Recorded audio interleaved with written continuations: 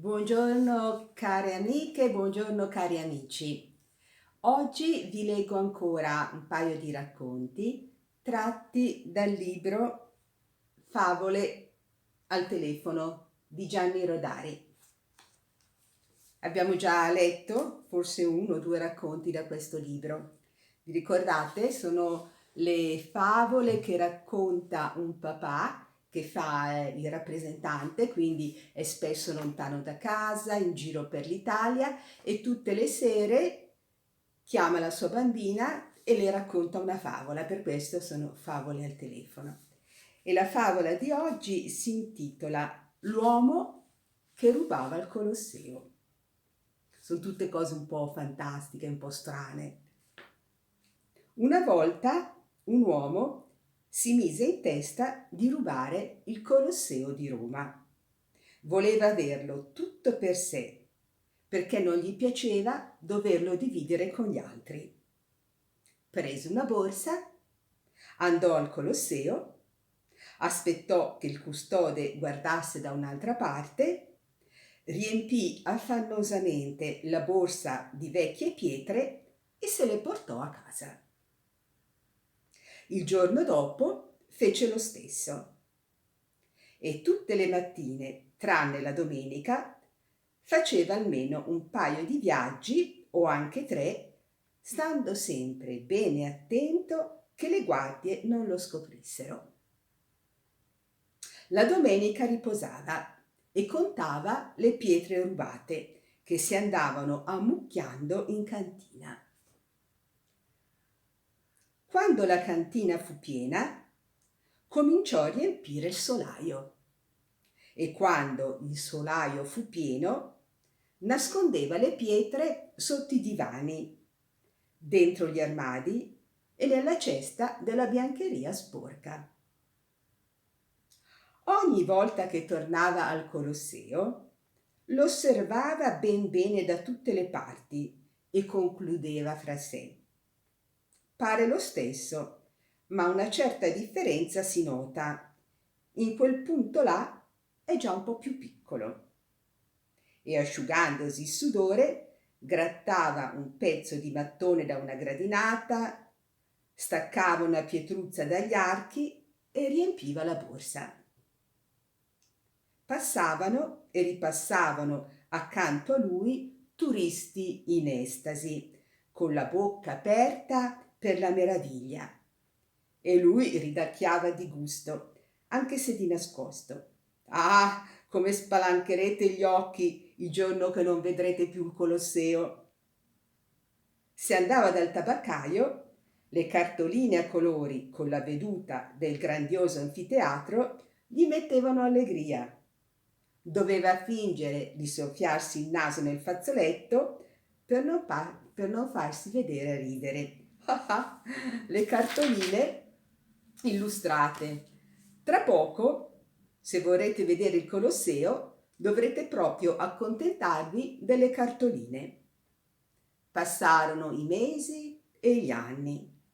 Le pietre rubate si ammassavano ormai sotto il letto, riempivano la cucina, lasciando solo uno stretto passaggio tra il fornello a gas e il lavandino. Colmavano la vasca da bagno, avevano trasformato il corridoio in una trincea. Ma il Colosseo era sempre al suo posto. Non gli mancava un arco.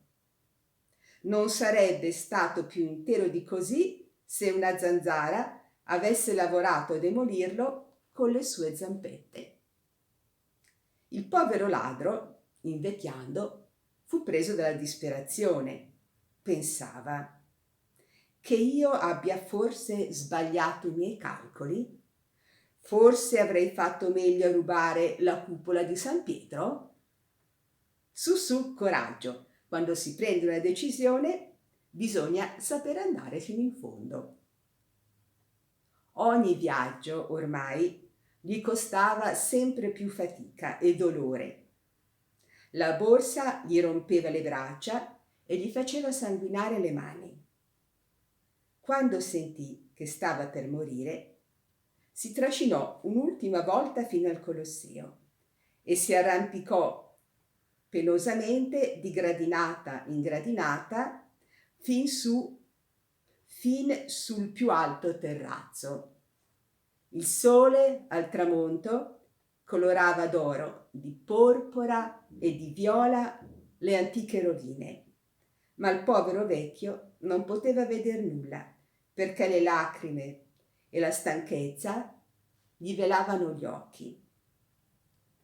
Aveva sperato di rimaner solo, ma già dei turisti si affollavano sul terrazzino, gridando in lingue diverse la loro meraviglia. Ed ecco, tra tante voci, il vecchio ladro distinse quella argentina di un bimbo che gridava «Mio, mio!» Come stonava, com'era brutta quella parola lassù, davanti a tanta bellezza. Il vecchio, adesso, lo capiva e avrebbe voluto dirlo al bambino. Avrebbe voluto insegnargli a dire nostro invece che mio, ma gli mancarono le forze.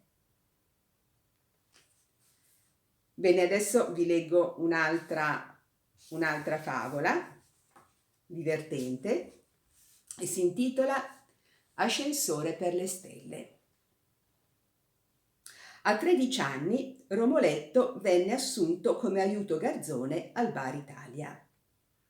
Gli affidarono i servizi a domicilio e tutto il giorno egli correva su e giù per strade e scale, reggendo in equilibrio vassoi pericolosamente cariche di chicchere, tazze e bicchieri.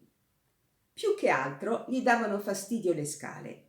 A Roma, come del resto in altri posti del mondo, le portinaie sono gelose dei loro ascensori e ne vietano l'accesso di persona o con cartelli a baristi, lattai, fruttaroli e simili. Una mattina telefonò al bar l'interno 14 del numero 103.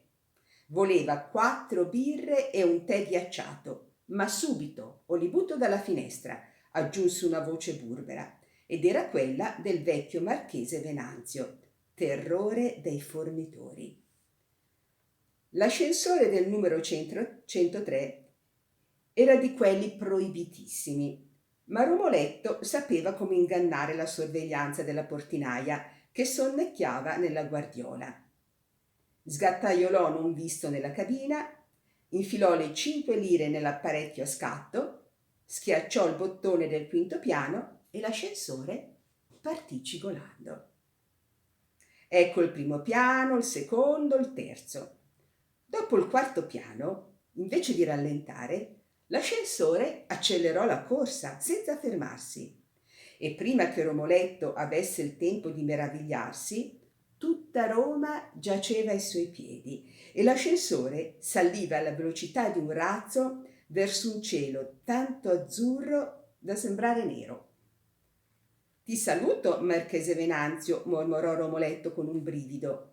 Con la mano sinistra egli reggeva sempre in equilibrio il vassoio con le consumazioni e la cosa era piuttosto da ridere, considerando che intorno all'ascensore si allargava ormai ai 4 venti lo spazio interplanetario e la Terra, laggiù in fondo all'abisso celeste, ruotava su se stessa, trascinando nella sua corsa il marchese Venanzio che aspettava le 4 birre e il tè ghiacciato. Almeno non arriverò tra i marziani a mani vuote, pensò Romoletto, chiudendo gli occhi. Quando li riaperse, l'ascensore aveva ricominciato a scendere e Romoletto tirò un sospiro di sollievo. Dopotutto, il tè arriverà ghiacciato ugualmente.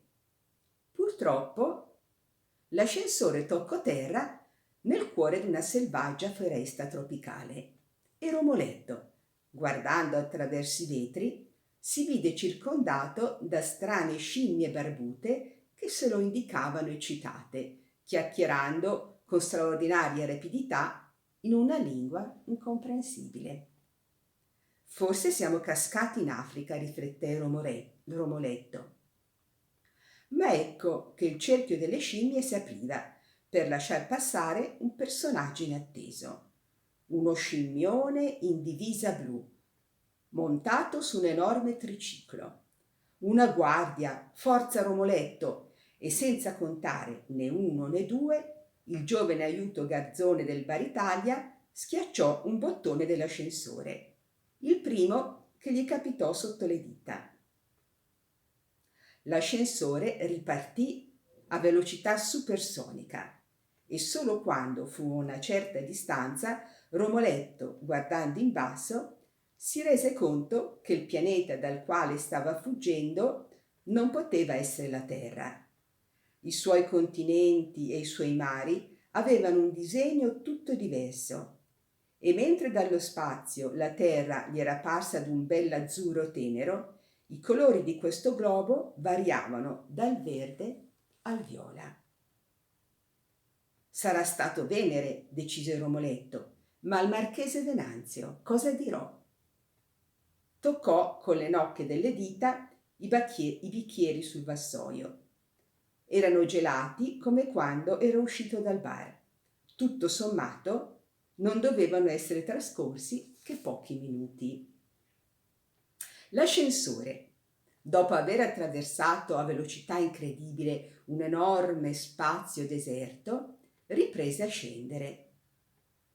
Romoletto stavolta non poteva aver dubbi.